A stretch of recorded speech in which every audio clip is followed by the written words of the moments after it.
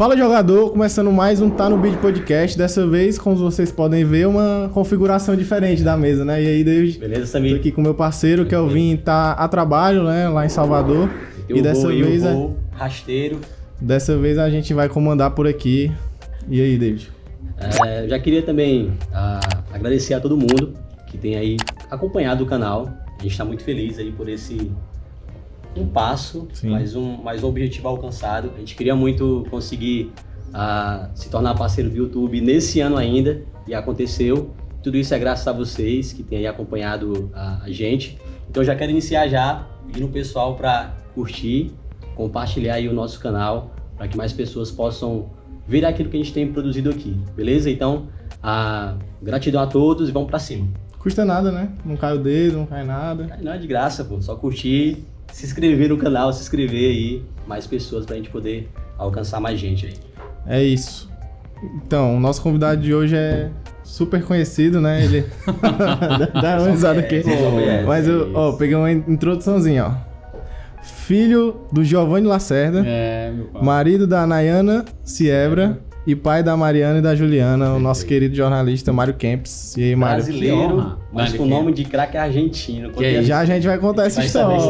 Vamos, pô, gente, que alegria. Obrigado pelo convite. É sempre bom vir falar de futebol, falar de jornalismo, falar um pouquinho da história. Eu não sou muito conhecido, não. Quem sabe um dia a gente fique conhecido, mas de boa. Tamo junto. Vamos falar bastante, vamos conversar mesmo bastante, que é muito bom. Adoro conversar. E a gente vai começar pelo nome, né? Que a gente já citou. Vamos conhecer ele, né? Na verdade, os nossos inscritos quer conhecer você um pouco mais. Essa do nome é muito massa. Eu tava agora na Copa do Catar, encontrei a Argentina, foi até a final, né? Então, assim, eu tava com a seleção, mas aí quando a seleção sai, né? Fica logo ali a Argentina, aí a Argentina vai pra semifinal com a Holanda, né? Eu vou cobrir o treino da Argentina, pô. Eu dei muita entrevista. Muitas pessoas olhavam para mim assim, pegavam assim meu credencial, pô, Mário Kempis e tal. Então assim, só para explicar, o pessoal pode não estar sabendo. Mário Kempis é um jogador argentino, campeão do mundo e artilheiro da Copa. Meu nome veio assim, eu nasci em 78, na Copa de 78 mesmo. A final da Copa acho que foi 26 de junho, eu nasci dia 29 de junho. E meu pai tinha dito que quem fosse o artilheiro da Copa colocaria meu nome. Meu pai é muito fã do Rivellino, muito fã. O Rivellino joga aquela Copa, mas não tem nada, não deu pra... Enfim.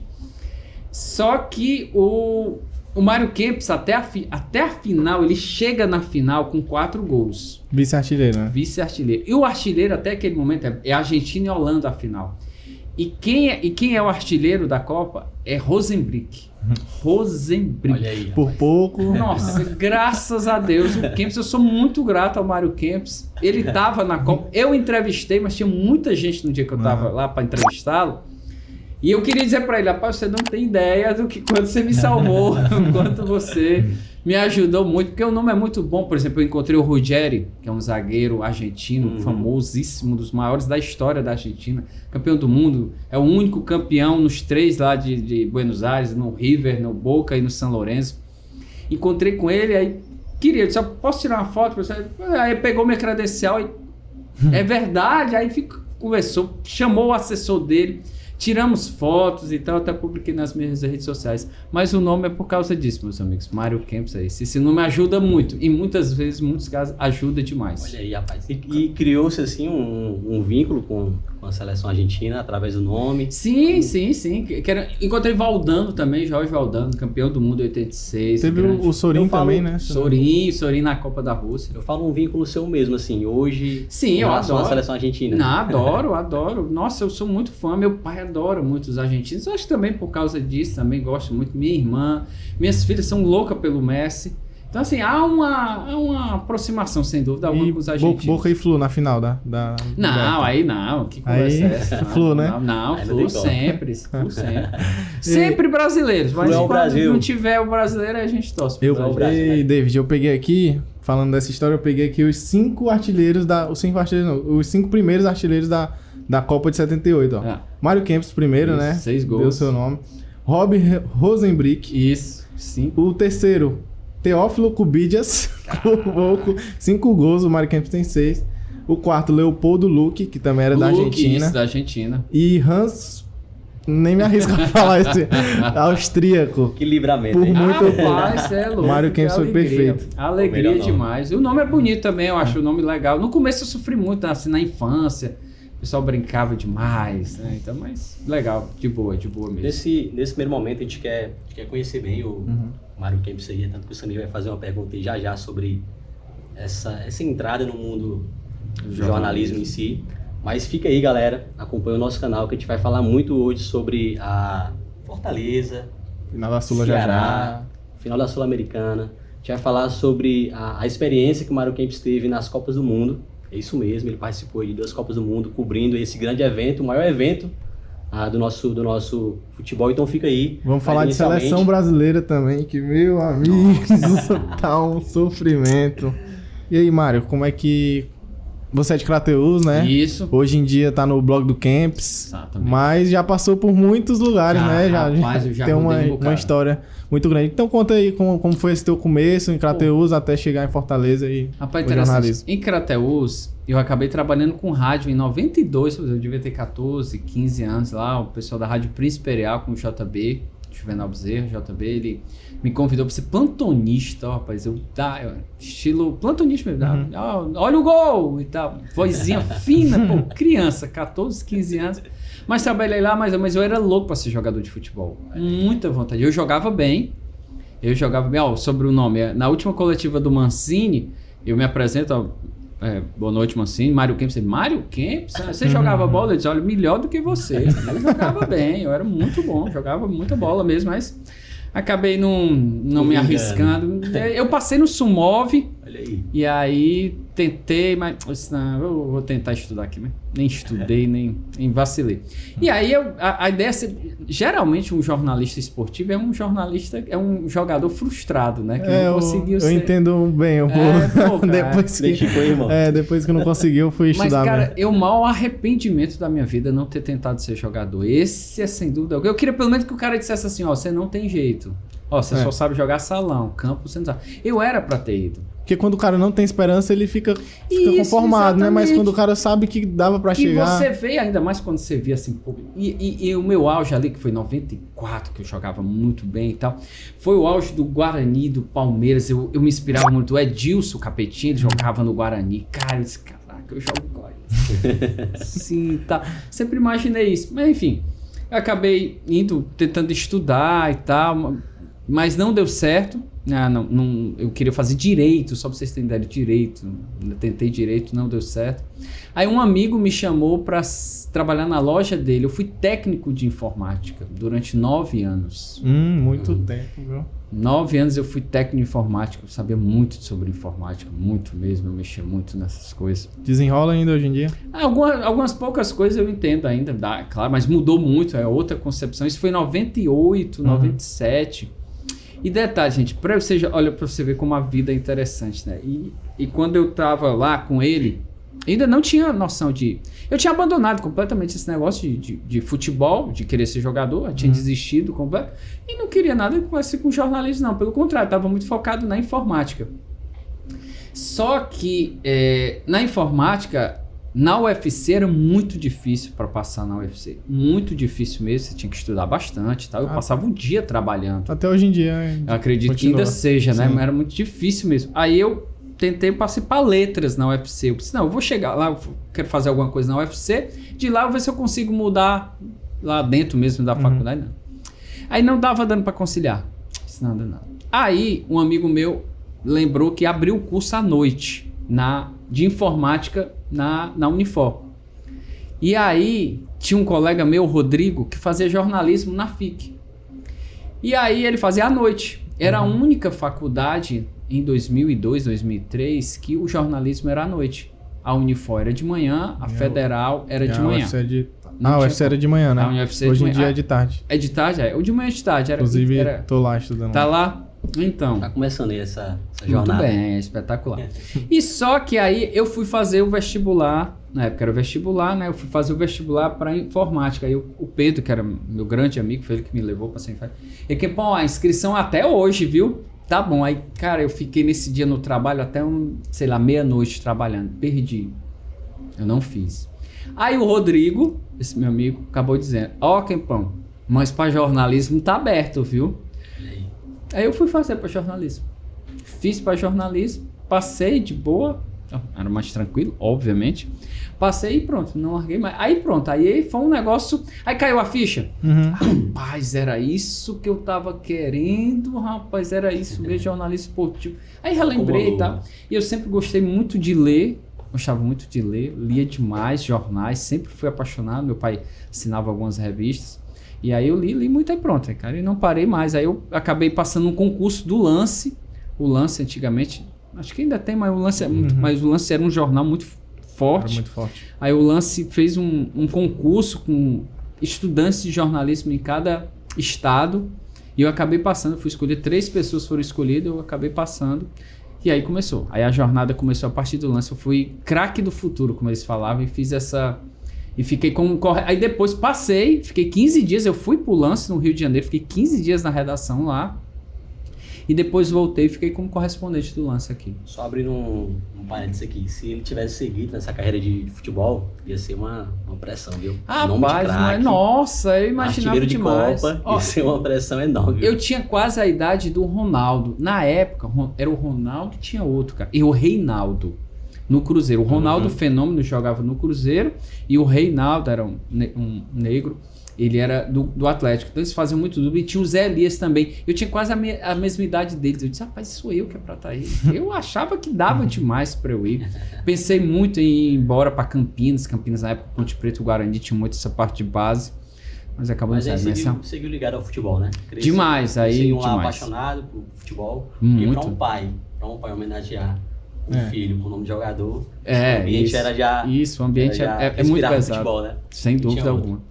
Aí depois você foi contratado pela TV Diário, Vez Mais. Diário do Nordeste. Eu fiquei no Lance, correspondente e técnico de informática. E aí acabei... conciliando, né? Conciliando, dava de boa e tal.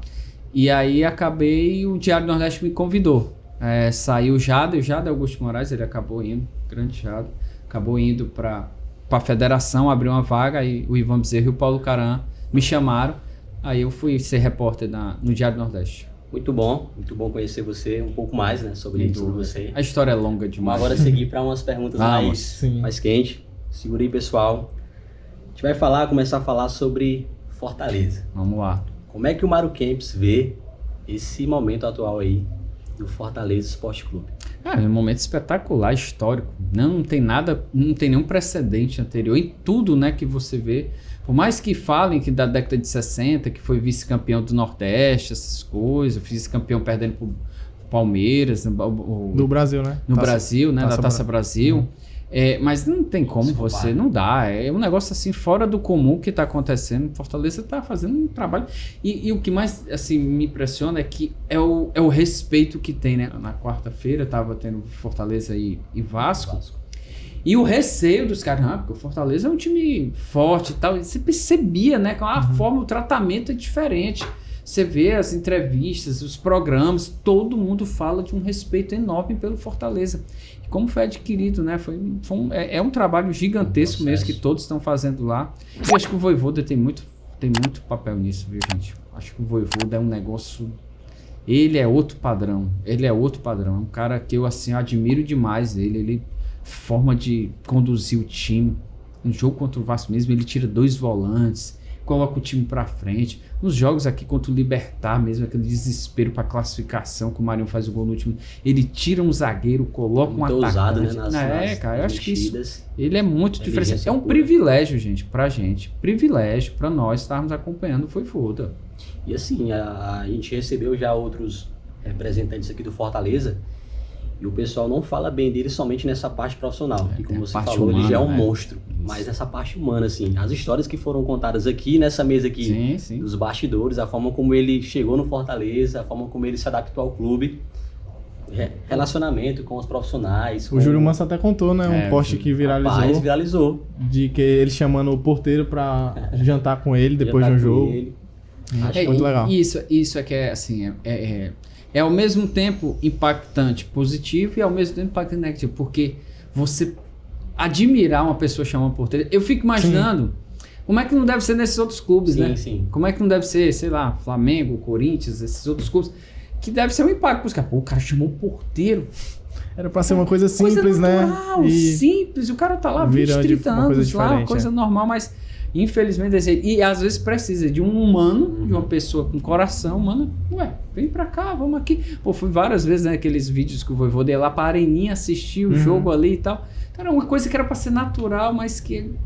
E isso só comprova o tanto que ele é gigante, né? E o legal é que a tendência do Fortaleza é só melhorar, né? Com a criação da SAF agora, que ainda vai demorar um tempo pra ser consolidado, mas é uma SAF bem diferente do que a gente vê no futebol brasileiro e tem tudo pra engrenar, né? Com o Marcelo Paes CEO, Alex Santiago presidente. Eles deram uma estruturada muito boa, e o pensamento... No começo eu achava muito estranho. Eu disse, mas pra quê? O que tem a ver? Qual o motivo e tal? Mas a ideia era já... Em Fortaleza pensa um pouquinho na frente, né? Não, a gente não quer vender nada, não. A gente só quer se preparar.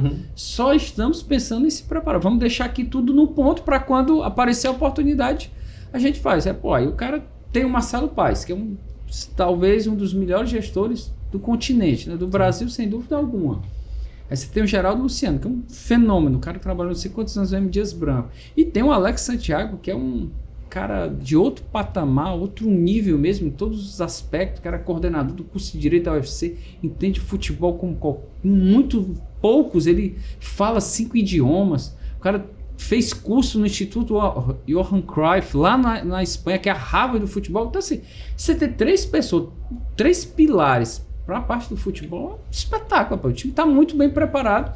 E aí depois eu vi pensar, se vocês não querem vender agora, sensacional. Então eu achei muito a ideia do Fortaleza está assim, tá na vanguarda, né? Sempre, né? E eu acho que essa parte de pensar um pouco mais à frente na SAF foram muito inteligentes. E pensando já nessa final, né? Inclusive, vou estar fazendo essa loucura aí de ir pro Uruguai. Loucura, você vai ver que é espetacular, rapaz. Cobrir esse jogo aí. E aí, Kempão? LDU, Fortaleza e LDU, quem você acha que é favorito? Acho que é final, gente. É injusto. Seria muito injusto. É como o Fluminense. Por exemplo, Fluminense e Boca na Libertadores. O Fluminense talvez seja favorito, porque joga em casa, né? Mas se fosse num campo neutro, eu acho que não teria não. Boca. É final, eu acho muito injusto. Porque o Fluminense, o Fortaleza fez uma campanha melhor que a LDU. Mas é final, gente.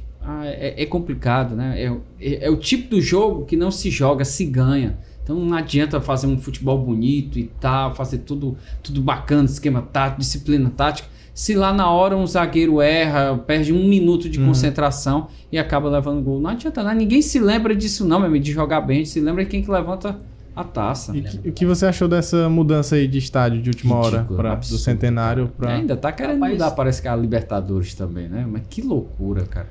Bem, eu apurei bem, eu fui atrás muito bem disso aí. A Conmebol, ela desde o início achava que poderia ter gigantes. Corinthians, São Paulo, que tem umas torcidas bem maiores, e ficaria próximo de São Paulo para lá, né? Região Sudeste, muito mais próximo. Então ela imaginava que daria. Quando ela pensa, e para você ver, muita gente ficou acusando, né? Conmebol tirou para beneficiar o Corinthians. Não, pelo contrário. Ela imaginou que o Fortaleza passasse pelo Corinthians e tirou de Montevidéu para colocar no Maldonado. Já imaginando que se fosse o Fortaleza no Centenário, não daria tantas pessoas como se fosse Corinthians. Um tiro no pé, tá? A torcida do Fortaleza tá, já tá quase 6 mil ingressos vendidos pro Fortaleza. Parece que foram 15 minutos e isso é um absurdo, né, cara? Estão trazendo mais um lote aí. Se enganaram, né? Pensando que... Isso. Exatamente. E eu torço que a LDU também bote quente lá. Ela vendeu também, né? O primeiro lote da LDU, ela vendeu os 3.500. Mas aí tem algum palpite pro placar? Eu queria, mas tomara que o Fortaleza ganhe para 1-0, seria excelente. Né? 0,5 já tá valendo. Ótimo. Eu quero ver, rapaz, olha, eu espero ir também pra final, mas eu não vejo já, porque eu queria muito que fosse pros pênaltis, ó. Porque eu queria ver. Rapaz, olha, eu quero ver o desespero. Ó, torço pra que ganhe, mas se fosse pros pênaltis. Mas você imagina, pra nós jornalistas, gente, o Tetra, assim, vocês não acompanharam.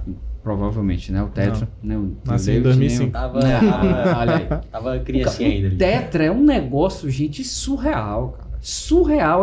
É um negócio assim... Porque o roteiro fica melhor. Apoteótico, né? Cara, é um negócio... O pessoal fica maluco porque o coração realmente vai lá, mas o roteiro... Cara, o Brasil não ganhava de pênalti de ninguém, já tinha perdido em 86, já e tinha todo o perdido... ciclo, né? Toda a história. Tudo, cara, que dali foi um negócio, a gente quase morre de desespero.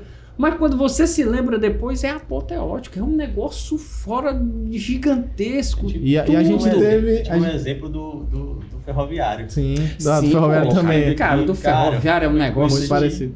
Demais. Principalmente o jogo contra o Maranhão, né? Não digo nem Caxias e Ferroviária. Não existe, não vai acontecer nunca mais um negócio daquele. Aquilo não existe. Um time levar um gol aos 46, fazer um gol aos 49, levar para os pênaltis e ganhar da forma como foi, loucura. Eu tô surracida. O Flamengo que ganhou de 2-1 de virada, um gol aos 45, aos 44, contra o aos River, 46, contra o River. A torcida, na hora ninguém queria aquele desespero, mas é apoteótico o que aconteceu, um negócio de outro mundo. E falando da Copa de 94, a gente trouxe o Dunga aqui, a gente teve o prazer de trazer o Dunga. Você está aí, a gente trouxe ele aqui, cara, o Dunga, realizado. O que bateu o pênalti, né, Dunga? Cara, o Dunga, queria muito ter entrevistado ele, eu tentei até entrevistar, mas eu não consegui. O Dunga é o exemplo maior de superação na vida de qualquer...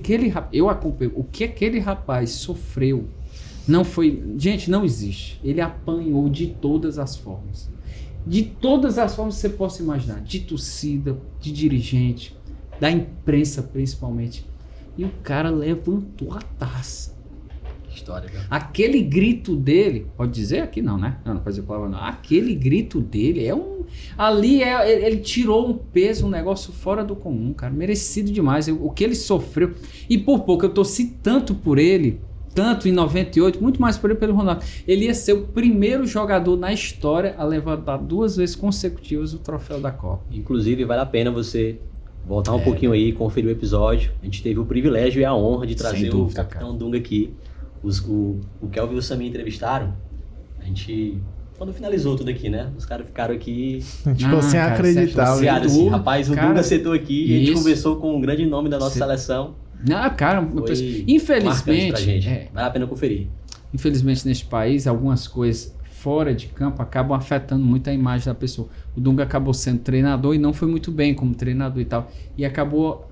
um pouco a imagem dele sendo abalada por causa de... Mas, cara, como jogador, o que ele fez... Futebol, geralmente, pra torcida no geral, é muito um momento, né? Sem dúvida. Óbvio que tem aqueles torcedores mais conscientes que vão lembrar do passado, lembrar da história, mas infelizmente o momento, às vezes, acaba, de fato, como você falou, manchando, né? E o Dunga não merece isso. Nada, acho que a história que ele teve no futebol, e o pessoal tem que pensar 1, 2, 3... O Dunga é um fenômeno, é um negócio o Dunga era para servir de palestras, de histórias, de conversas, de escolas, matérias, de como você consegue superar o que ele superou. Negócio. E hoje em dia ele trabalha com projetos sociais, né? Isso, criança, camisa 8. É um gigante. Ele é embaixador da Taça das Favelas, inclusive, por isso que ele estava aqui naquela época. A gente quer agora... Vamos falar um pouquinho de momento também atual, de seleção. Eu sei que... A gente estava falando de Fortaleza, pênalti foi bater. Você vê como... A gente vai falar de muita coisa aqui, ó. Fortaleza, já a gente fala do Ceará. Também, Ceará, segura aí. Acompanha que a gente vai falar sobre o Ceará também. Só que a gente quer falar agora desse assunto que talvez não está sendo tão legal, né? A gente que é apaixonado por futebol, a gente que é conhecido como o país do futebol, por mais que não tenha fundado, mas por todos os títulos aí da nossa seleção. A gente quer ouvir de você, Mário Kempis, sobre esse atual momento da seleção brasileira. Pode respirar. Não, e antes, mas fala um pouquinho só ficar aqui registrado que o Neymar teve a lesão confirmada, né? O LCA, inclusive foi a mesma que eu tive, LCA e menisco, eu tive recentemente, já tô com 3 meses e meio. E é muito doloroso, né? Ele, jogador profissional, vai ficar até próximo ano. E eu, como geração... Nova geração, né? Geração Neymar. Também, eu sou fã do Neymar. Sou muito fã do Neymar, é minha maior referência no esporte. E fiquei muito triste quando ele se lesionou. Pai, demais.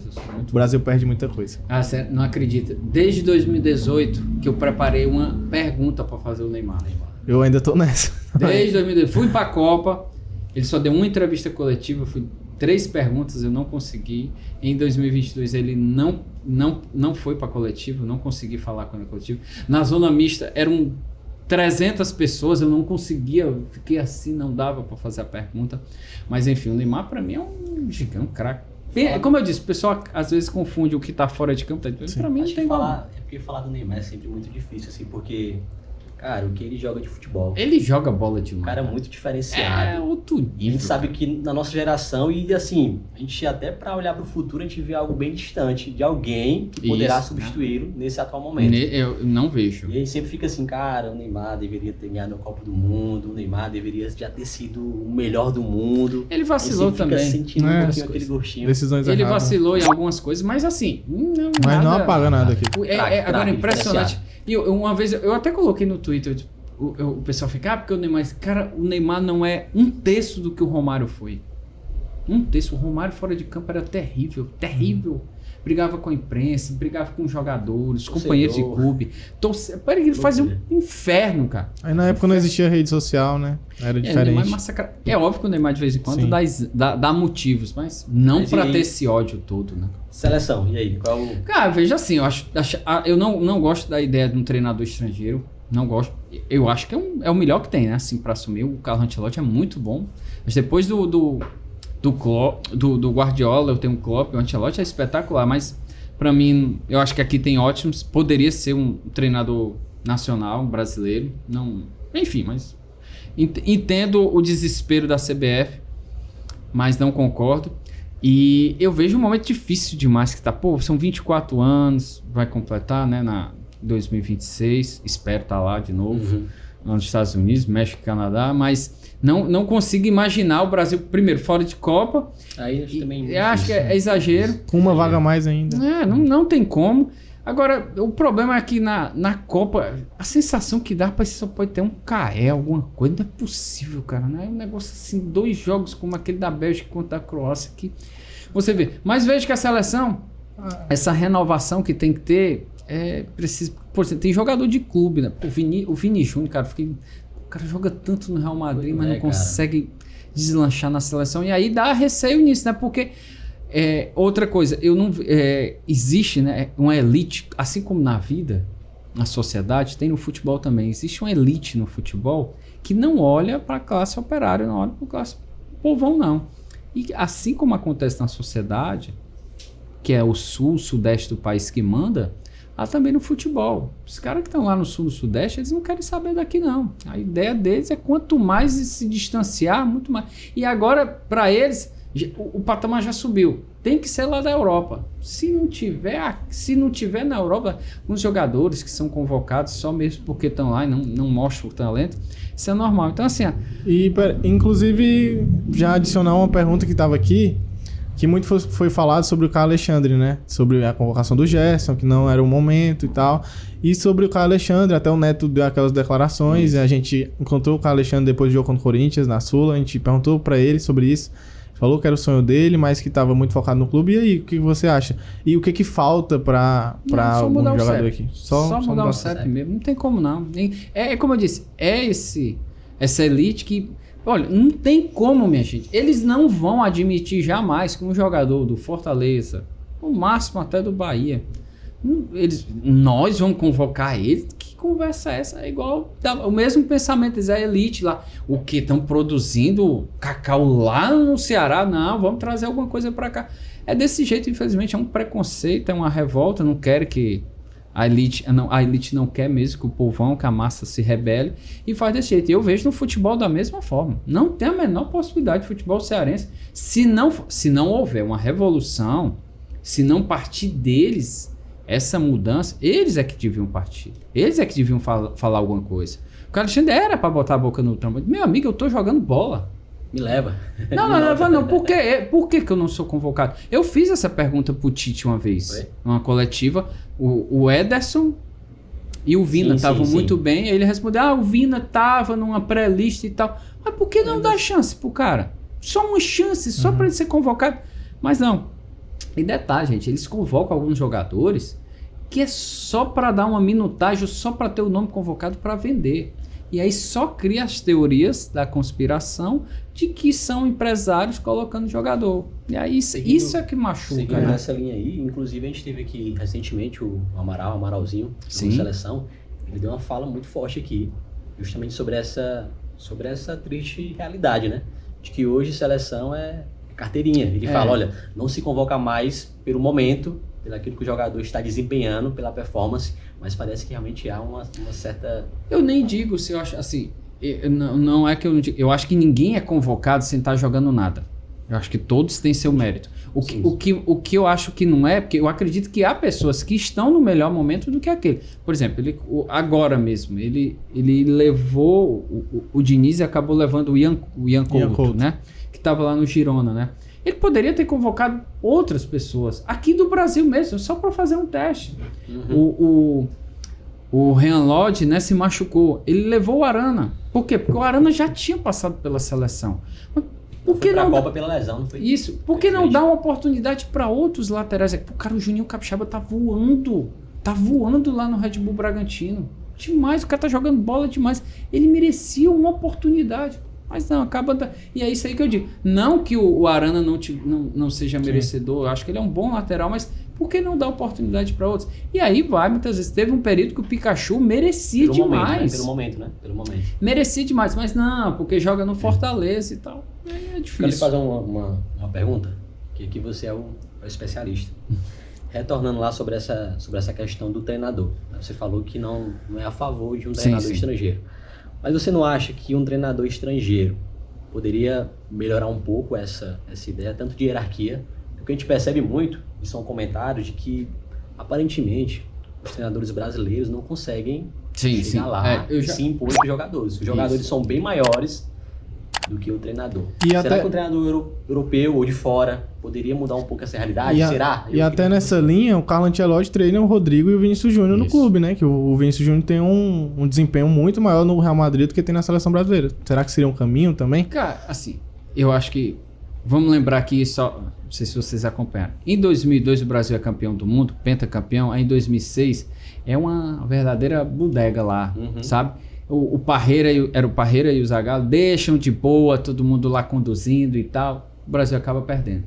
A CBF fica tão revoltada que a próxima Copa ela chama o Dunga para ter uma rigidez. Em 2010 é o Dunga, treinador na África do Sul, para ter uma rigidez mesmo assim, sabe? Estilo militarismo, era um disciplina. Cara que teve lá no meio, né, a ideia era que acabasse todo tipo de festinha, de tal, de molecagem e tal, que a seleção é um local sério. E meu receio é justamente... E o Brasil não foi campeão, não resolveu, não teve jeito. E o meu receio é justamente isso. Sim. Que a ideia é o quê? Não, a gente precisa agora de um treinador de nome e de tal. Mas será que dentro de campo ele vai conseguir resolver? Todo mundo sabe que o Ancelotti é um espetáculo de treinador, não tem, é inquestionável. Mas ele nunca treinou seleção. Eu não sei como é que seria. Eu não sei se ele conhece o futebol brasileiro. Tá? Eu queria muito que ele... Por exemplo, se ele viesse para cá, conhecesse e tal, seria muito legal. Eu só penso dessa forma, mas entendo, foi o que eu disse. Eu entendo a ideia da CBF, mas eu discordo. Mas eu entendo que ela quer alguém nesse estilo, que tem um nome que diga assim, olha, é esse aqui, acabou, eu vou convocar aqui, pronto. Ela quer deixar nas mãos dele para resolver. Entendo, mas eu não sei se é a melhor opção para o Brasil voltar a ser campeão. É só nesse estilo mesmo. Mas torço e vou torcer muito que ele seja campeão. Deus quiser, ele vai ser campeão. Agora vamos falar de outro gigante nessa linha do nosso futebol cearense aí. A gente falou de Fortaleza já. Vamos falar desse momento do Ceará, que é um momento complicado, de reconstrução. Essa semana teve a coletiva do João Paulo Silva e do novo diretor lá de marketing comercial e comunicação, Pádua. E eu tava lá na coletiva, né? Fiz uma pergunta para ele sobre as categorias de base, mas você falou muito no Twitter, né? Fez uma matéria falando sobre a coletiva. Então, eu queria te perguntar o que você tá achando desse momento, o que falta pro Ceará. Cara, assim, a sensação, com todo respeito, é que o João Paulo, ele não tem noção do cargo dele. É essa a sensação. Ele parece ser um cara... Ele é um cara inteligente, muito bom. Ele foi diretor financeiro do Ceará há um bom tempo. Então, o cara cuidou da parte... O auge do Ceará, o auge de estrutura, do time que sabe pagar as contas e tal, que paga em dia. A famosa frase do Galhardo. Sim. Famosa frase. Aqui a gente... pinga antes de todo mundo. Eu brinco até com meus colegas. Era João Paulo que era o diretor financeiro. Então, assim, ninguém discute isso. Porém, a sensação que dá que, como presidente, ele ainda não se tocou do... Ele deu uma entrevista, meus amigos, para o Sistema Verde Smart dentro do Anvan. Não existe isso. Não existe. Não tem o que... As entrevistas dele, ele não responde. diretamente o que a gente quer. Ele convocou uma coletiva para dizer que ia ter um jogo de comemoração, enquanto o clube está desesperado para fazer um planejamento para 2024. Então são algumas ações que não condiz com o que o presidente... Porque nesse momento eu percebo isso, inseguro nas falas. Ele foi falar sobre o jogo festivo. No primeiro momento o cara já corrigiu, o Padre já corrigiu o cara, que esqueceu o nome do Magno Alves. Então assim, são coisas que isso não é bom, ainda mais com a imagem arranhada. Angustia o torcedor, né? O torcedor já tá sofrendo tanto. O torcedor já tá sofrendo demais. Então assim, a sensação é de que ele não entendeu.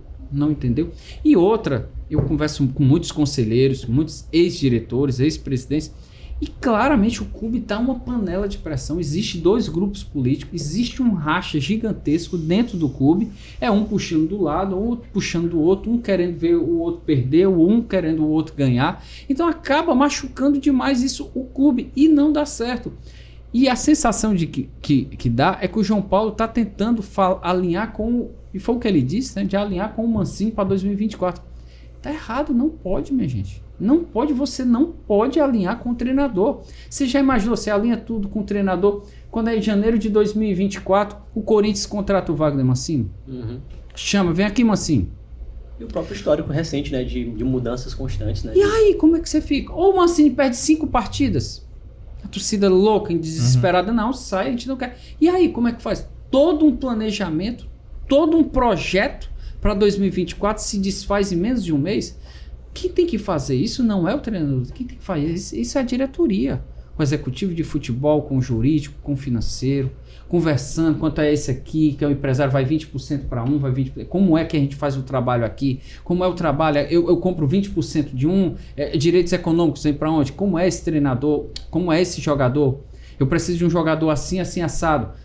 Mancini diz lá pro diretor executivo, ele vai lá, vai saber como é. Olha, a gente tem um jogador aqui da base que está emprestado pro Grêmio. Eu posso ver lá porque tem um jogador do Grêmio que está emprestado. A gente pode fazer uma transferência de um com o outro, uma permuta.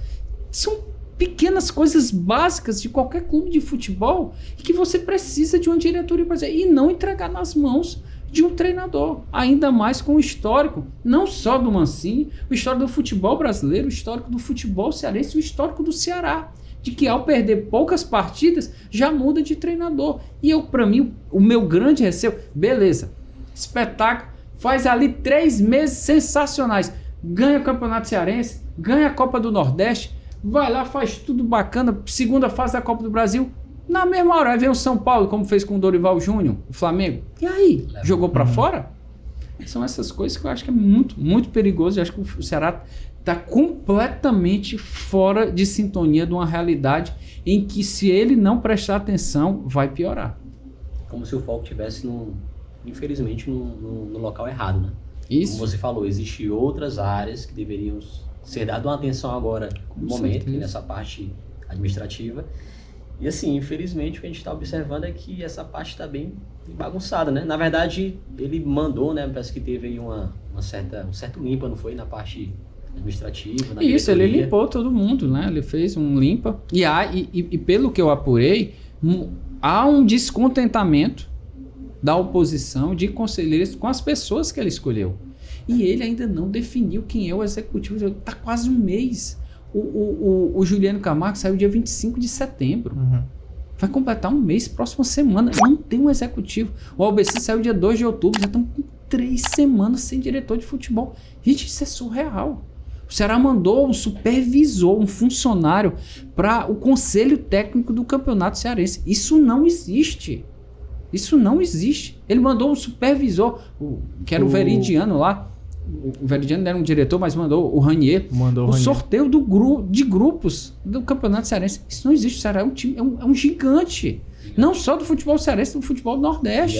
E essa pressão da torcida, eu sei que tem sim relação ao Fortaleza, pelo momento que ele está, mas é muito mais pelo aquilo que se tornou o Ceará.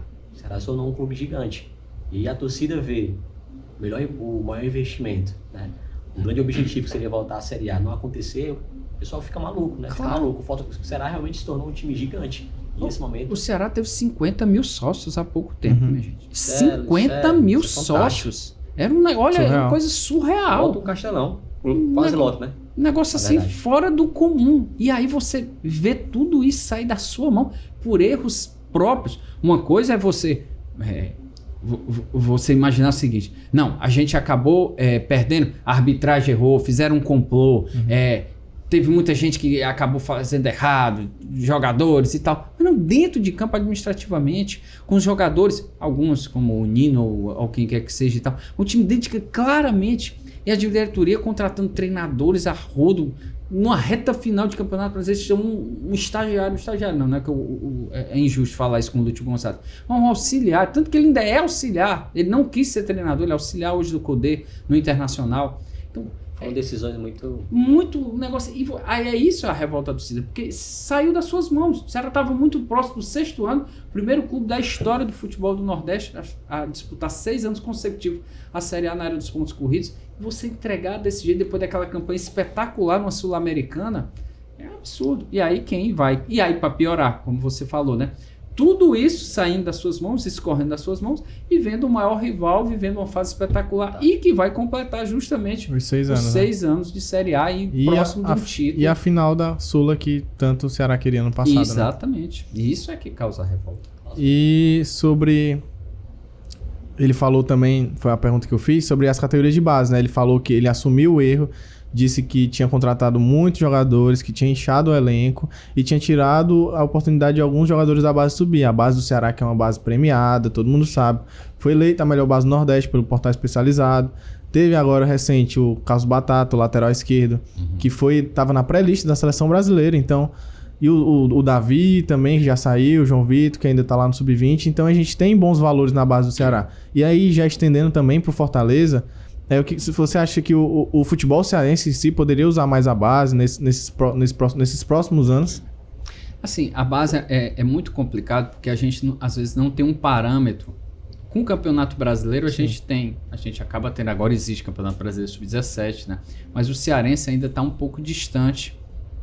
A base cearense ainda está um pouco distante de outros, mas a gente tem tantos bons valores que eu acho que já poderia ter feito algo mais. Eu acho que poderia ter fortalecido mais para colocar esses... Eu acho que a ideia de ter garoto para vender é muito bacana, mas eu acho que nesse momento seria espetacular, tanto Ceará como Fortaleza, usar a base para o profissional. Eu acho que isso seria muito interessante, seria muito bom. Porque eu sei, todos os clubes hoje usam a base para você vender. É onde tem mais dinheiro e tal, rende muito mais, sem dúvida. Mas eu acho que nesse momento, tanto Ceará como Fortaleza poderiam utilizar um pouco mais.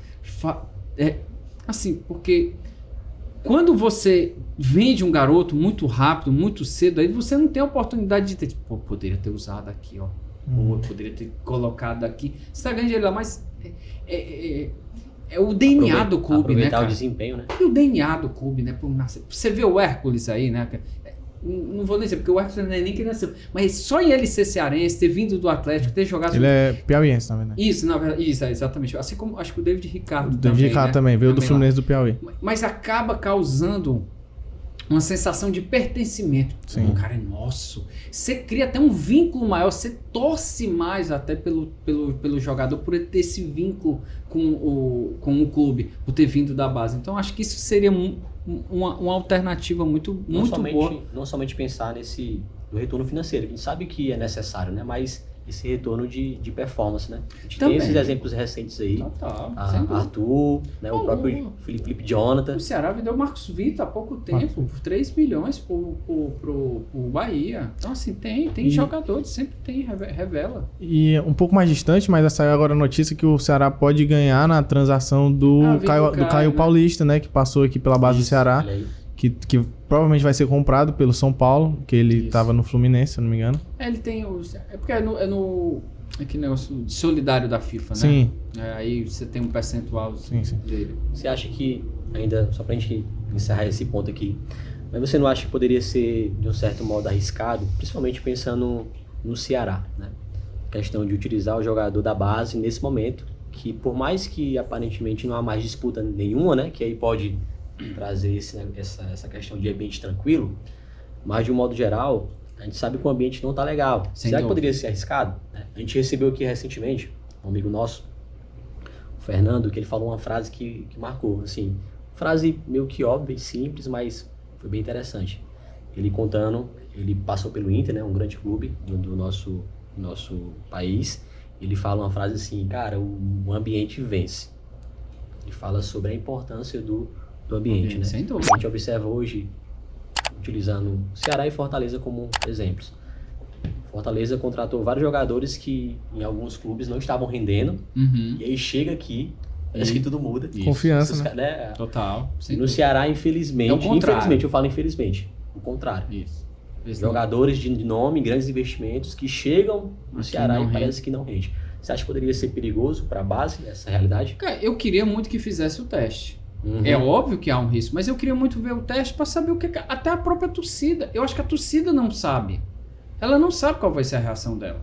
Eu queria muito ver os meninos da base. O João Vitor, volante que todo mundo elogia. Sim. O Cauã, lateral esquerdo, que todo mundo tá elogiando. O Batata, apesar que o Batata acho que tem 16 anos ainda, né? Acho que ainda... Aí eu acho que é muito mais físico e outra coisa. Mas até o Jonathan, zagueiro, que entrou para contar o Goianiense. O Pablo, o Ezequiel vai voltar. O Ezequiel, eu acho que ele é do CRB ou é do Bahia. Ele vai voltar. Vamos perder a oportunidade de ver o menino aqui. Então, assim, eu queria muito que colocasse, até pra você dizer, coloquei, tá aí. Não era isso que vocês queriam? Não era colocar os meninos? Tá aí, ó. Foi vocês que queimaram os meninos. Ou então não, tá aí, colocaram os meninos e eles deram certo. Ou foram bem. A gente queria pelo menos que existisse esse teste para saber como não sobe, como não é mais rebaixado.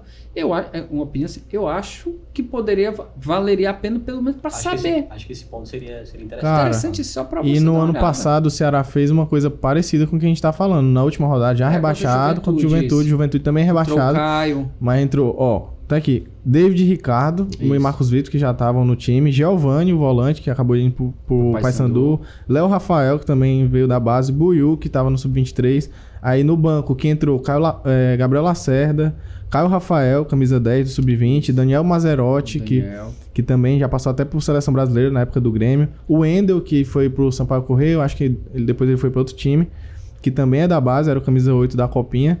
E o Davi, né? O Davi que foi pro Inter. O Davi, inclusive, foi pro Inter com aquela negociação que a torcida não achou muito legal. O Sandro veio aqui, explicou, né? O Sandro, diretor.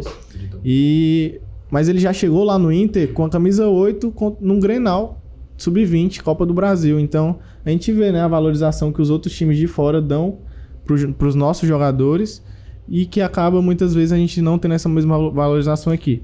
Existe muitas coisas que a gente não sabe, né? Muitas, mas muita coisa mesmo que a gente não tem noção do que acontece.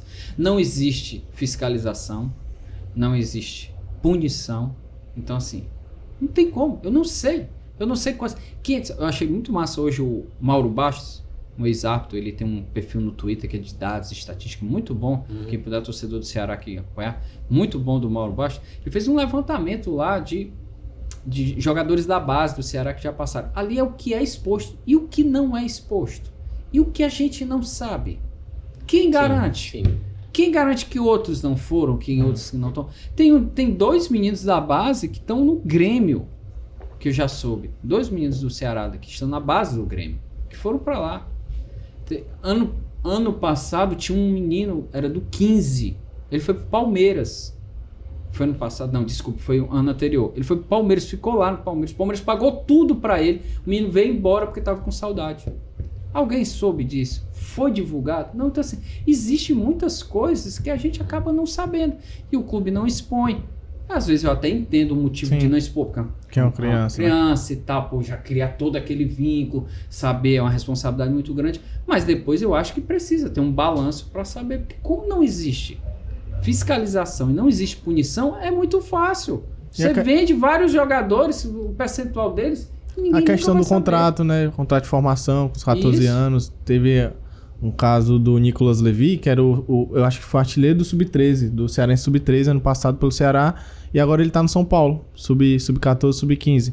Então também é um caso desse. Infelizmente aí é a lei. Aí eu até entendo. É injusto, é uma briga muito grande, isso os times brigam muito, porque o Messi foi uma grande briga, né? Porque o Messi foi pequenininho pra lá, né? E já existe essa guerra muito. Mas eles têm essa negociação, o Sandro explicou, né? Que eles têm todo um grupo que negocia essa questão. Mas é boca a boca. Esse negócio de palavra, rapaz, o menino estoura, vira um cracaço, vira um negócio, cara. Que conversa. Foi o caso do Arthur. Do Arthur Cabral, o Palmeiras. Conversa de pá, menina, a briga foi grande. Deixa eu fazer uma pergunta aqui. A gente já percebeu que você é bem tranquilo, realmente não foge das perguntas. O que você poderia falar? Eu sei que é uma pergunta bem pretensiosa, mas já que, infelizmente, eu falo isso infelizmente mais uma vez, já que realmente acabou a temporada pro Ceará 2023, o que você acha que poderia ser feito de diferente pro próximo ano, assim, se você pudesse falar algo em relação a isso? Assim, eu penso, o Samir até falou lá do João Paulo, é muito fácil quando você diz, é muito tranquilo você dizer assim, eu errei. Isso é o tipo do fracasso. Né? O fracasso é muito massa. Como diz o professor Leandro Carnal, o fracasso é um quartinho bem confortável, um ar-condicionado ligado, bem bacana, porque você diz, eu errei mesmo. Eu bebi até cair, eu fiz errado, eu vomitei e tal. É muito fácil. O difícil, meu amigo, é você procurar o sucesso. Admitir o fracasso é muito bom, é muito bacana. Agora, como é que você faz? É legal quando o João Paulo vai lá e diz, eu errei, realmente eu contratei errado. Certo, e o que você vai fazer agora? Que é o que o pessoal tá mais esperando, né? Todo mundo queria ouvir isso. Eu vou contratar profissionais gabaritados. Quais profissionais? O que é o gabarito? Quem são essas pessoas? De onde elas saem? Como elas são essas pessoas? De onde é? Elas têm vínculo com o Ceará? Elas conhecem o futebol cearense? Elas já passaram por aqui? Elas têm ideia do que é um clássico Ceará e Fortaleza? Elas têm ideia do que é uma final ano que vem Fortaleza e Ceará e que o Fortaleza pode ser ex-campeão? Eles têm essa noção? Então, assim, são pequenas coisas que faltam ainda para algumas pessoas dizer. O que eu vejo, Ceará, ele precisa urgentemente definir o que ele quer na vida. E explicar para o torcedor. Eu não quero ser campeão da Copa do Nordeste, eu não quero ser campeão cearense, eu quero voltar para a Série A. Primeiro ele tem que definir o que ele quer, o objetivo. Eu quero chegar o mais rápido possível e tal. Lá. Beleza, então você aguenta as consequências? Você suporta as consequências disso? De uma torcida? Ser o mais transparente possível.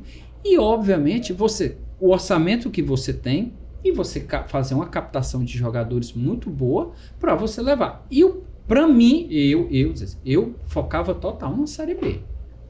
Para mim, eu colocava Mário Kempis, fazia igual o Atlético Paranaense. Fez um bom período. Campeonato Estadual subiu. O Fortaleza vai ser ex. Vocês preferem o quê? O que você prefere? O ex ou o acesso? O ex é do rival?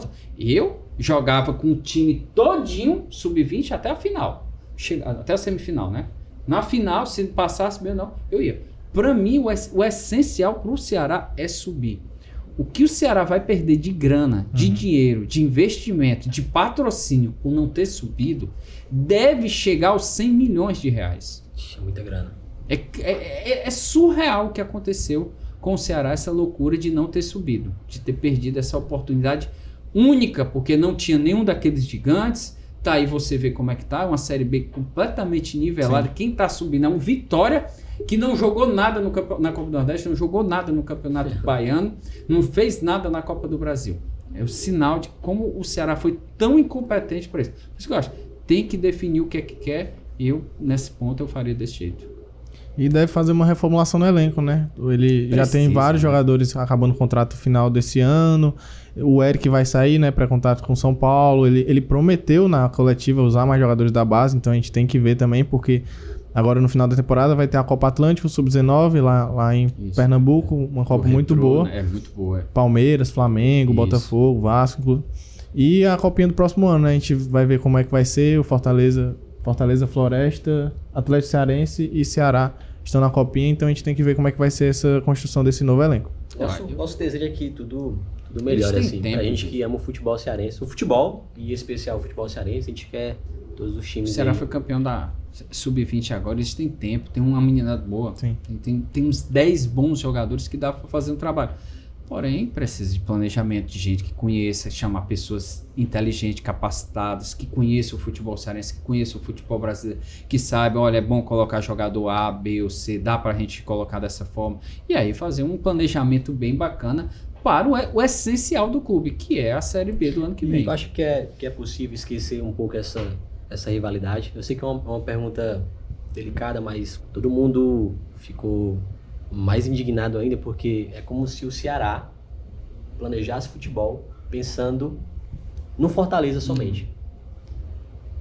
Fortalecentrismo. Será que é possível desvincular, tirar esse foco? Eu acho que sim. É o que deveria ser feito, né? Eu acho que sim. Eu acho que isso aí, eu vejo muito mais da torcida do que necessariamente do clube. É óbvio que chega pra eles, é óbvio que tem jogadores tudinho conhece um ou outro, gente. Tem grupos de WhatsApp de jogador com são amigos, são amigos e tal. Isso não existe não. Os caras estão lá brincando, tira provocação e tal. Então, assim, acho que isso aí fica muito mais do lado da torcida do que dos próprios dos jogadores e da própria, pelo menos não era pra ser, né? É óbvio que a diretoria pensa, eita, pô, o rival tá ali.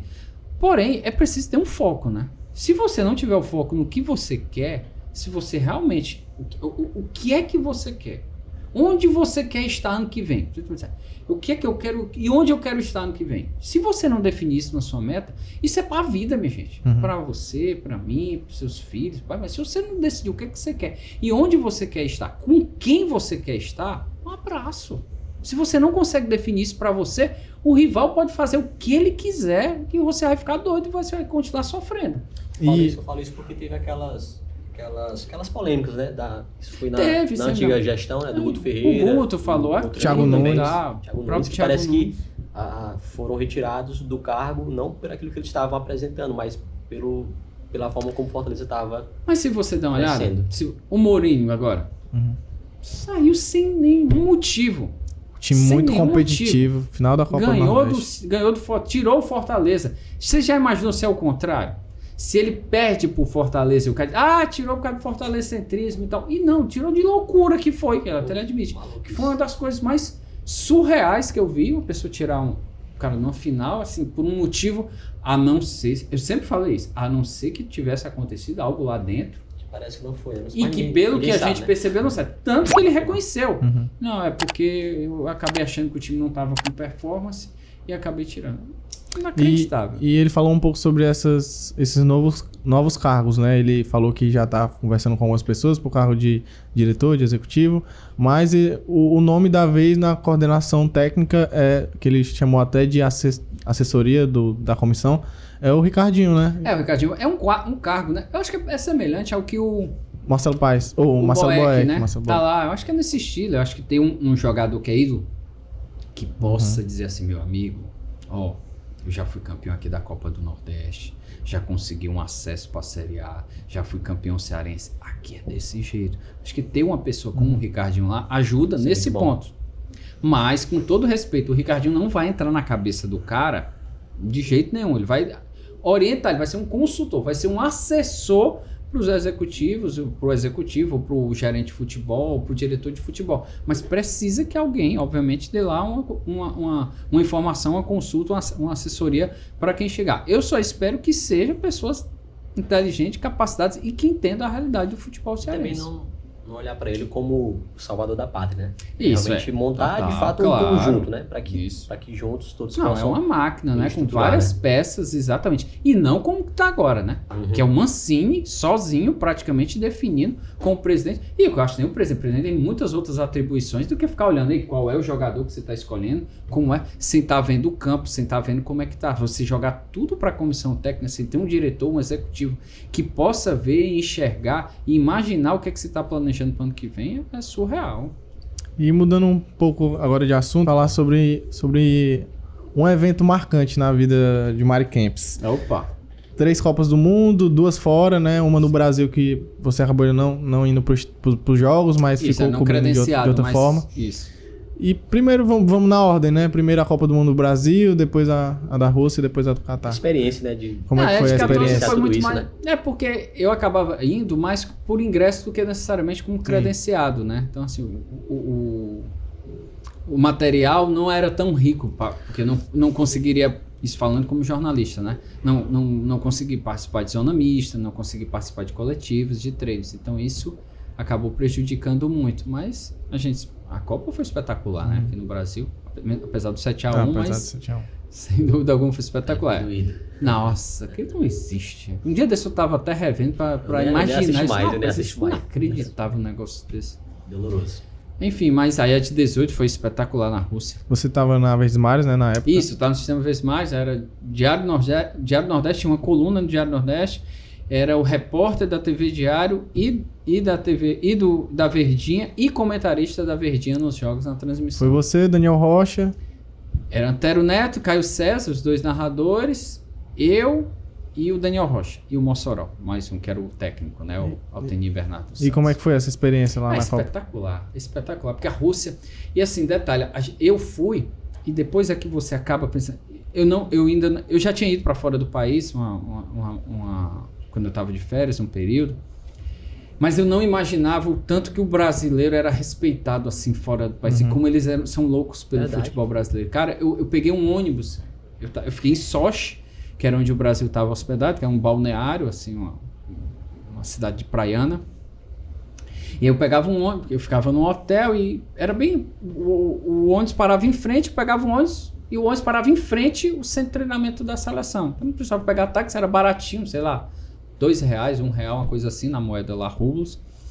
E aí eu peguei um dia lá e tava com minha credencial e tal, porque com credencial você não paga. Se você tiver sem a credencial, você paga. Então a gente andava direto com credencial. Às vezes que o Uber você pagava, o táxi você pagava, mas transporte público você não pagava. Então eu disse, opa, vou pegar um ônibus que é muito melhor e tal. Aí o motorista me viu. O motorista andando aí, olhou assim, parou o ônibus. Ele parou o ônibus. Aí, tentando falar comigo. Em inglês, em russo? Em russo lá também. Aí ele puxa o celular do bolso e abre o celular do bolso. Tite! Aí mostra uma foto com o Tite. Vai dizer, Brasil. Você vê o moral que é o cara. Legal. Cara, impressionante assim. E pra onde você ia, cara? É outra coisa. Eu só tive essa noção realmente quando eu fui pra fora. Quando eu tava aqui eu não tinha essa noção. E às vezes eu fico muito triste quando eu vejo pessoas que torcem contra o Brasil. Cara, você não tem noção quando a gente vai pra fora. Como a gente... A seleção é querida, né? Nossa, você não tem. Então, assim, e foi uma experiência espetacular, cara. Espetacular mesmo. Em todos os aspectos, assim, de entrevistas, coletivas, zona mista, participação. Os jogos. É algo... Eu recomendo demais. É algo inacreditável. É muito organizado. Um negócio assim que você fica... Você não consegue... Sabe como é que eles conseguem fazer um negócio desse tão organizado? É muito bacana. 2018 foi rapaz, convidado algum dia. Pô, dá sim. Aqui atrás. Vamos deu atrás. certo pra mim, 22, porque não dá, mas foi. E naquela época era a primeira Copa do Tite, né? Ele chegou no meio do ciclo. E a gente foi ali numa sequência de Suíça, né? 1-1, gol, aquele gol do Coutinho. Isso. Depois ganhou da Costa Rica. Sofrido. Nossa, foi um 2-0, mas foi sofrido. 41 aos 46 os gols. E depois Sérvia, 2-0, foi um jogo mais tranquilo. México também foi um jogo mais tranquilo. E quando chegou na Bélgica, você tava lá no estádio? Tava. Chegou na Bélgica. Cara. Aquela seleção da Bélgica era complicada. Muito bom, mas o segundo tempo do Brasil foi muito bem. Depois ele colocou o Renato Augusto, joga bem, perde 2 gols, assim, surreal. Enfim, foi dolorido demais. Courtois fechando o gol. Rapaz. Pegou muita bola. Ali foi muito pesado ali. Nossa. Mas, cara, nada se compara a 2022. Nada. Não tem. Não vai haver nunca mais uma Copa igual. Foi tudo na cidade. Eu gosto sempre de comparar. Você imagina uma Copa do Mundo em Fortaleza, aqui, em que há um estádio no Domingão, há um estádio lá no Raimundão, em Calcaia, há um estádio no Pici, há um estádio em Porangabuçu, o Castelão e o PV. Pronto, eles fizeram uma Copa desse jeito. Loucura. Teve gente que foi pra todos os jogos, né? Teve um pessoal, Lucas Tilt, Gabi Martins, o pessoal influência aí, né? A Folha tentou ver lá. Eu consegui ir 2 jogos por dia. Ainda tentei algumas vezes, mas... Loucura, era muito perto um do outro. Era muito... Tudo perfeito, gente. Eu gosto de falar o seguinte. O Catar chegou e disse assim... O rei... O rei não, né? O Emir chegou lá e disse assim... o que é que o dinheiro pode comprar? Compre. Pronto, ele disse... Metrô, os estádios. Cara, o estádio lá, o 157... 3 alguma coisa, 4. Cara, 457... 394, sei lá. É feito de container. E já foi desmontado, né? Isso. Eu tomei quando eu vi o estádio, eu não acreditei. O estádio todo. Quando eu vi, assim que você vai chegando, o elevador é um container subindo. Você sabe, não é possível que os caras fizeram isso, cara. Coisa de cinema, assim, um negócio espetacular. Museus. O ar-condicionado é nas pernas. Então, gente, o estádio é aberto. Acho que só tinha 974. 974. O estádio é aberto. A temperatura era 22 graus. Teve alguns com ar-condicionado, né? Todos tinham ar-condicionado. Menos o 974. O ar-condicionado era nas nossas pernas. Você ficava com frio, você não entendia como é que pode se isso aqui tá aberto. E o ar-condicionado e você com frio lá. E o centro de mídia é absurdo, né? Gigantesco. Centro de mídia, um negócio assim. Cara, como eu conversando com outras pessoas que já tinham feito cobertura de outras Copas, eles disseram que nunca tinham visto nada parecido. E não vai haver mais nada parecido, porque a FIFA mudou, colocou 48 países. Colocou agora 3 países, 4, de 30 vai ser 5 países, 6 países, é uma loucura, um absurdo. Não, e em 2030, né, 3 jogos no Uruguai, Argentina, Paraguai, e depois vai lá para Marrocos, Espanha e Portugal, né? É surreal. Então assim, foi uma Copa em todos os sentidos, Cristiano Ronaldo, e a final que foi apoteótica. O maior jogo que eu já vi, né, na minha vida. Foi assim, você não acreditava, cara. Você olhava assim, se beliscava, Jesus, será que eu tô aqui? Isso é verdade. O jogo em si foi espetacular, né? Demais. O jogo em si foi... Assim, o primeiro tempo ali da França foi terror. Cara, foi o horrível. Deschamps tira o Giroud em 37 E o Dembélé, minutos. se eu não me engano. Assim, todo mundo assim, sem entender, ele vai tirar. Tirou, cara. Botou o Colomani. E foi fedorador. Rapaz, foi um negócio no estádio. A atmosfera, a torcida argentina. Um negócio assim. O Messi querendo muito, mas ali ainda tinha Di Maria que fez o gol, Total. tinha Enzo Fernandes. Eles fazem o 2x0, tira o Scaloni tira o Di Maria, porque já achava que já tava ganho. Aí aparece lá o Mbappé e faz aquela loucura lá. 3 gols no final de Copa. E quase ele define, Quase né? vira lá, se não é o Dibu lá, que Absurdo. faz aquela defesa espetacular. Cara, é porque a gente viu de casa, né? Mas o Camps viu do estádio, que é uma coisa absurda, é um mano. negócio, Existe, não. festa e tudo. A presença é E incomparável, depois lá incomparável. pra baixo pra ver eles É fazendo a torcida argentina festa. fazendo a festa, né? No final lá, os jogadores A gente vai- passando. Enfim, eu ainda queria ouvir um pouco mais de Copa do Mundo, porque eu sou vidrado em Copa do Mundo. Vamos lá, claro. Nunca vi o Brasil ser campeão da Copa, né? Eu nasci em 2005. Vai chegar lá. Mas teve... Vai chegar, pô, ano E 2026. E nessa Copa a gente tava muito preparado, né? Pra ser campeão. Cara, E a gente fez uma boa primeira fase, o Richarlison fez aquele golaço, chegou contra a Croácia, aqueles 4 minutos que todo mundo viu da televisão e o Camps viu.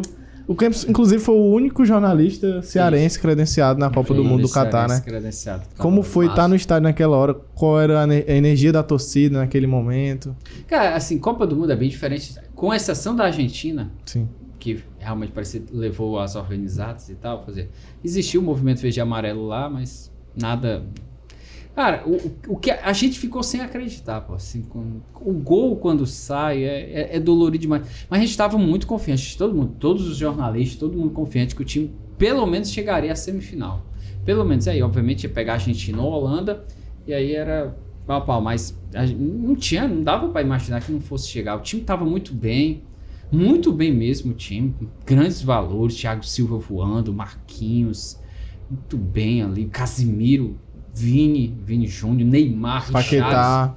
Paquetá, então, assim, o time tava muito bem, então se imaginava que fosse, então foi muito dolorido. Aquele jogo contra a Paz, depois a seleção para passar na zona mista, os caras demoraram mais de 1 hora e 40 minutos. Geralmente se passa com 15, 20 minutos, mais de 1 hora, ninguém aguentava mais.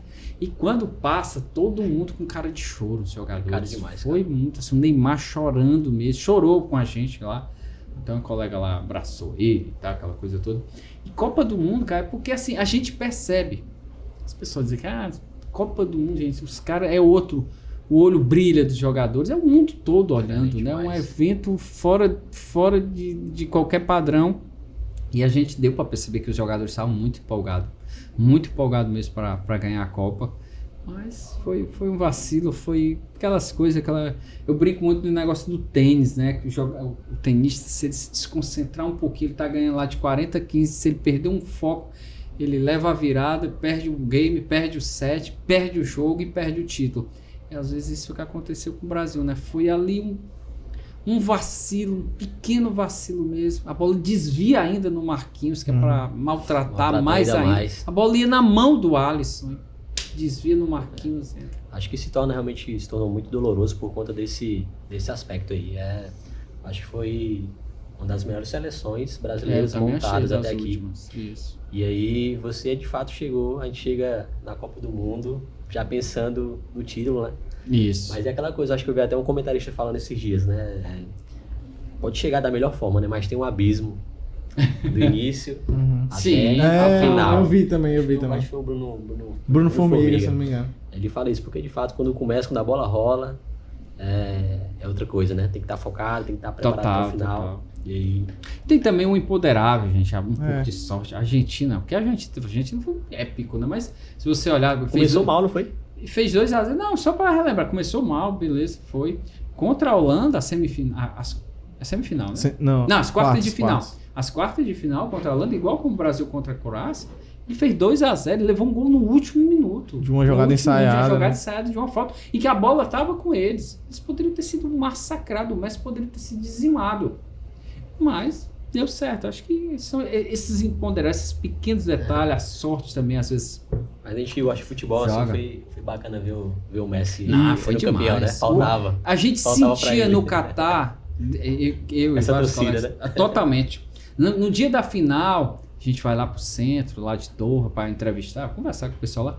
Muitos eu entrevistei, eu vi de vários países, várias pessoas de vários países, todos com Messi. Messi. Cara, a gente fala muito do Messi, mas se o Mbappé ganhar a segunda Copa seguida, fazendo 3 gols na final... não, era surreal. Eu acho que é top 10 da história do futebol. Absurdo. Surreal. E impressionante, essa Copa teve outra marca também, né?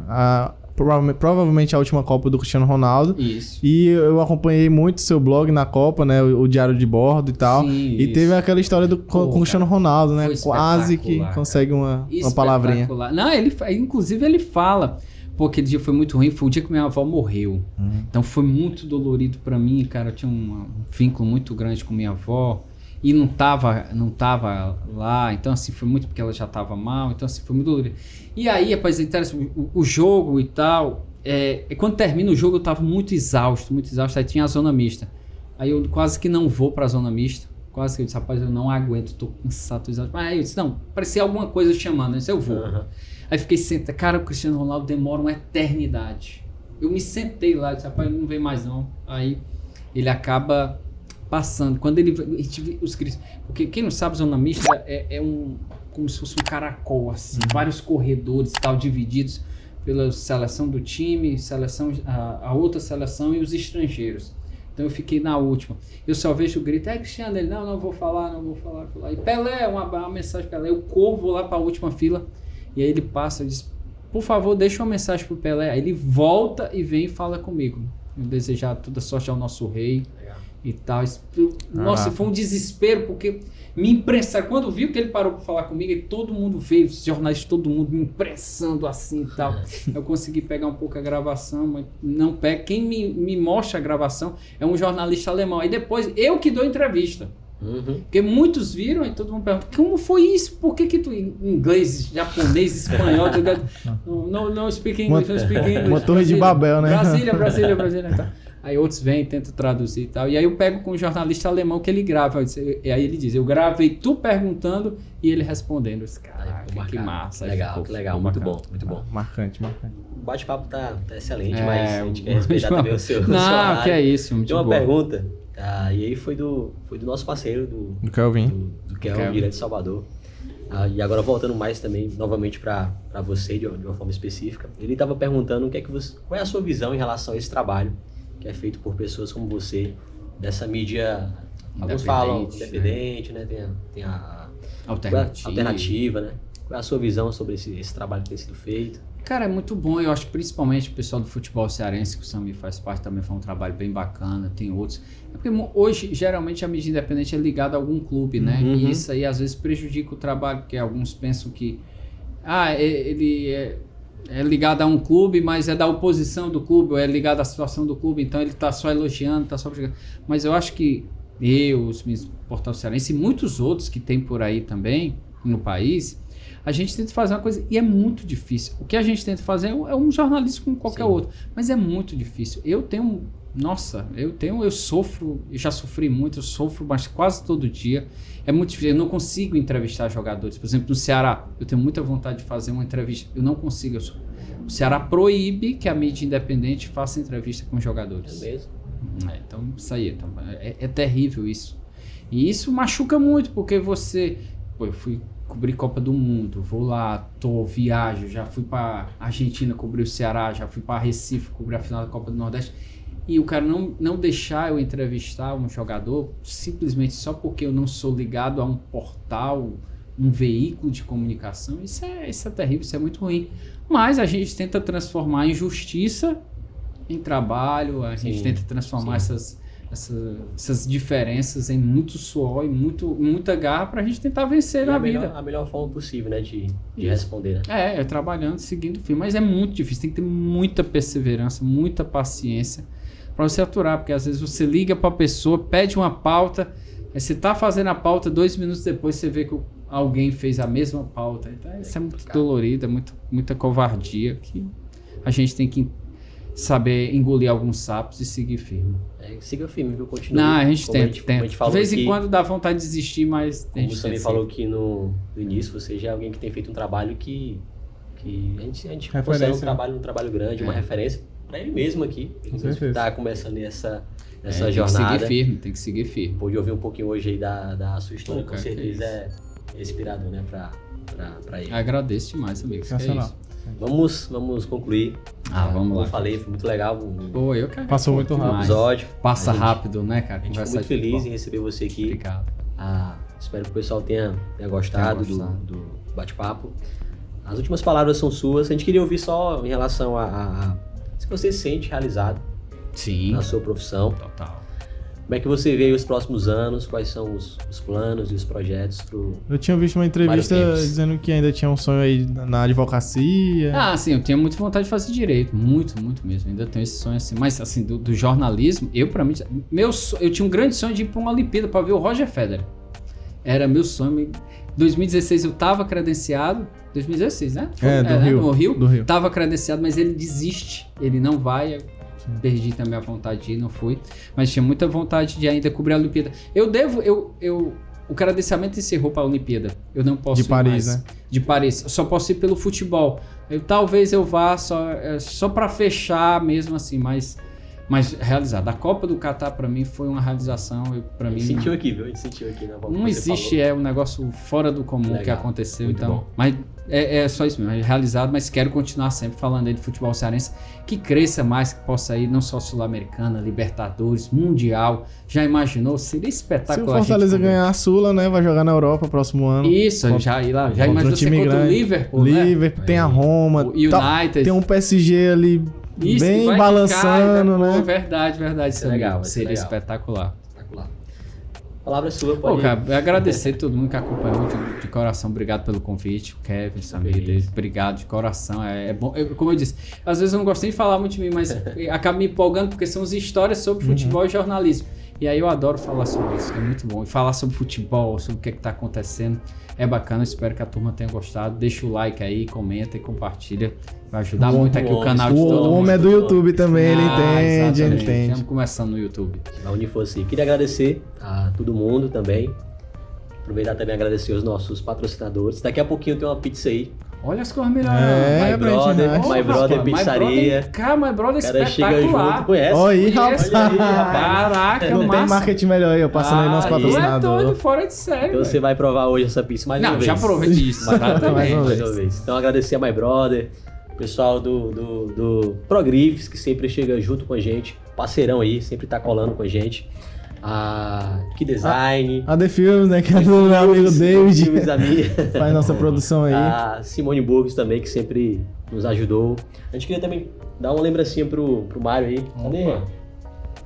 Lembrancinha nossa de coração, algo simples, mas... Que é isso, cara? De coração por você ter aceitado o convite. Caraca, que massa, estar aqui conosco. Rapaz, uma caneca aí do Tá No Beat Podcast. Adoro, cara, adoro caneca. Você levar lá pro seu programa. Você é doido, adoro. Eu tenho as minhas de 2018. Nossa, obrigado, cara. Obrigado mesmo. Olha aí. Espetacular. Obrigado, gente. De coração. Obrigado mesmo. Cara, papo muito bom, muito rico. Se a gente tivesse mais tempo, a gente esticava até mais, mas Foi muito legal, um prazer aí o Mário Campos aí, que é referência na profissão que eu quero seguir, né, na minha vida. Tô aí ainda no primeiro semestre, ainda engatinhando na profissão, mas o Campão aí é referência e ele sabe, ele não admite, mas ele sabe que ele é referência e foi um prazer. Se Deus quiser, você vai em 2030 pra Copa do Mundo. Olha aí. Vai. Deus quiser. É isso. Talvez a gente se encontre até lá no Uruguai, mas isso. Vai dar certo. Tomara. Pessoal, tem muitas novidades, viu? Por isso que a gente tá pedindo muito pra você se inscrever no canal. Tem muita coisa boa vindo aí. A gente não pode falar agora porque ainda tá se concretizando.